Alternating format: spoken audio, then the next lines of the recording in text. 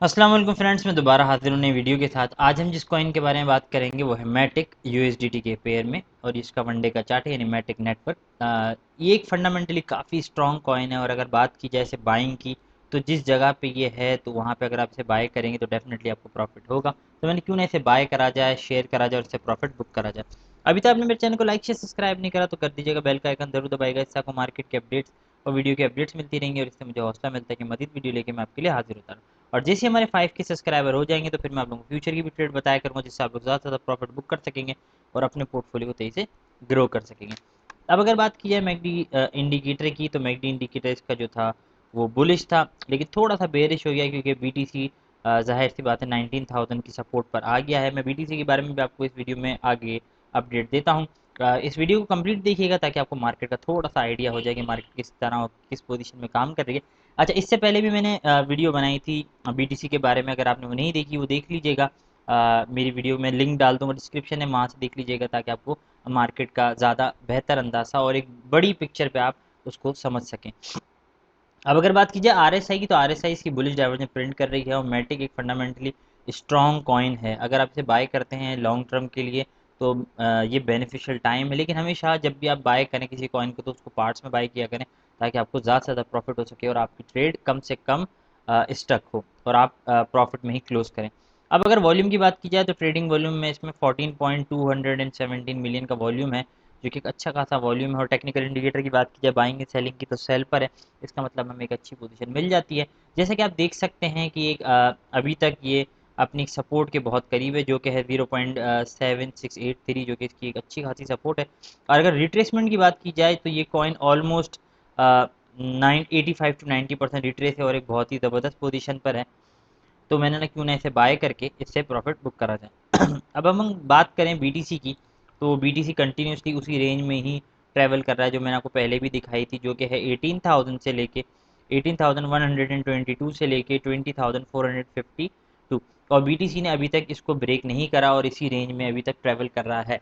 अच्छा, इस मंथ की बात की जाए तो वैसे पास्ट ईयर्स में बीटीसी हमेशा अक्टूबर के मंथ में ग्रीन रहता है, लेकिन इस दफ़ा ऐसा नहीं हुआ। क्यों? क्योंकि अगर बात की जाए तो मैंने आपको पहले भी बताया था कि इस महीने 12 अक्टूबर को फॉर्मसी की मीटिंग्स हैं।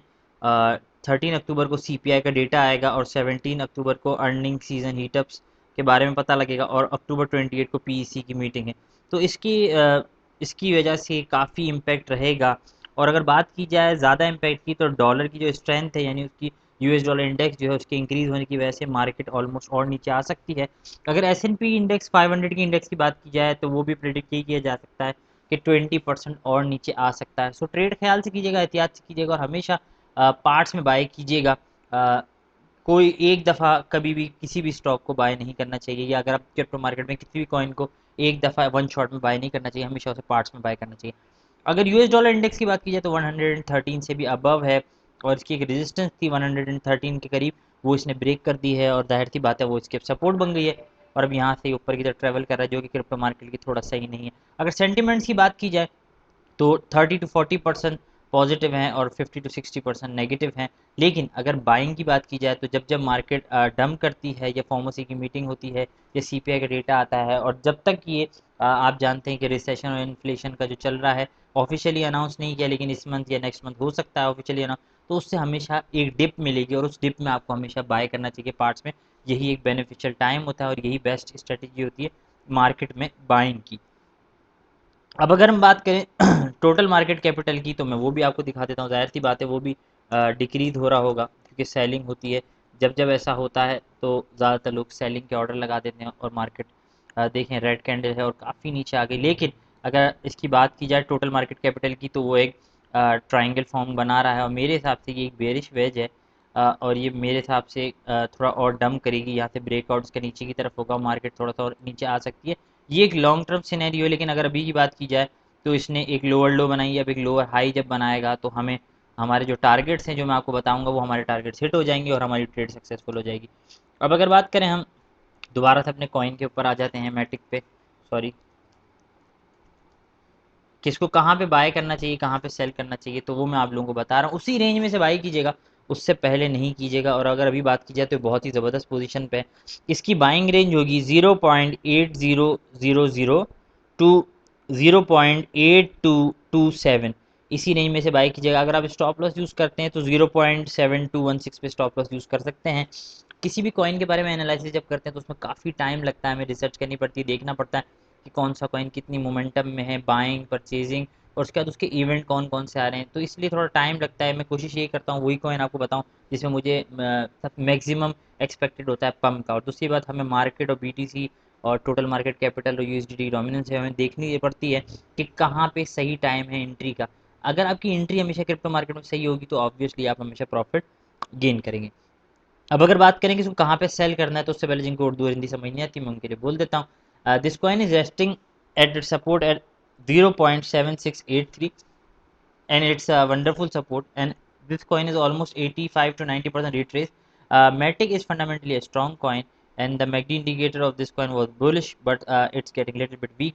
Buyers are getting a little bit weak, but soon it will be again in confidence, because BTC got dumped from 19,500 range, and BTC is still at 19,000 support. So we are expecting that BTC will recover from this, or we can say a bounce back we can see from this side, from 19 or 18,900 to then we can see a bounce back till 20,000 range. As I have already showed you that the BTC is continuously moving between 18 to 20,400 range, and we are expecting that BTC is continuously in consolidation. And I have already told you the important dates of this month. In previous year, the October was always green, but this time we are having a recession and inflation. But it is not officially announced, but there are impacts of these recession and inflation, and Fed rate is getting increased day by day. So overall, we can see that we are expecting that in long term scenario, that S&P 500 index, or we can say a stock market, can dump more. We can expect that it can dump till 20% in negative marking. So trade carefully, but use stop loss. Stop loss is your best friend. And if you want to buy any type of crypto or stock, try to buy in parts. Whenever the dip comes, try to buy it or book it, because this is the best time to buy. As I have already told you, the volume of this coin is 14.546 million. It's continuously increasing. It's a wonderful volume. And the technical indicator of this coin is also showing us it at sell, means we are having a good opportunity to buy this coin at right price. The RSI of this coin is also printing a bullish divergence. This is the another reason that it's most beneficial time to enter in this trade. As I have already told you that the DYD index, means US dollar index, the chart was having a resistance at 113, but it has broken the resistance, and now the resistance is working as a support. So we are expecting that now US dollar index will get more increase, and we will see a little bit more dump in crypto market and S&P or stock market. Then we can see a bounce back from there. It will be a little relief rally, and our targets will be hit. अब अगर बात की जाए इस coin के बारे में, इसको कहाँ पे सेल करना है, तो वो मैं आपको बता देता हूँ। इसके टारगेट्स होंगे, TP1 should be 0.8530, TP2 should be 0.8814, TP third should be 0.9123, and TP fourth should be 0.9415। In targets को इजीली टच कर जाएगा और आपकी ट्रेड फुलफिल हो जाएगी। इन्वेस्टमेंट की बात की जाए तो जितना भी आप इसमें इन्वेस्ट करना चाहते हैं उसका 50% इन्वेस्ट कीजिएगा, बाकी 50% रिमेनिंग रखिएगा। अगर ये कॉइन डंप करता है तो फिर नीचे से बाय करके अपनी ट्रेड को प्रॉफिट में जल्दी क्लोज कर सकेंगे। उम्मीद करता हूँ मेरी वीडियो आपको अच्छी लगी। मेरे चैनल को लाइक शेयर सब्सक्राइब जरूर कीजिएगा। किसी को हुबा एक्सचेंज या बाइनेक्स एक्सचेंज पर अपना अकाउंट बनाना हो तो मेरे लिंक के थ्रू अगर आप बनाएंगे, मेरे रेफर के थ्रू, तो आपको ट्रेडिंग में 30% ऑफ मिलेगा। लिंक मैं डिस्क्रिप्शन में डाल दूंगा, वहाँ से ले लीजिएगा। दोबारा हाजिर होंगे नई वीडियो के साथ, जब तक के लिए अल्लाह हाफिज़।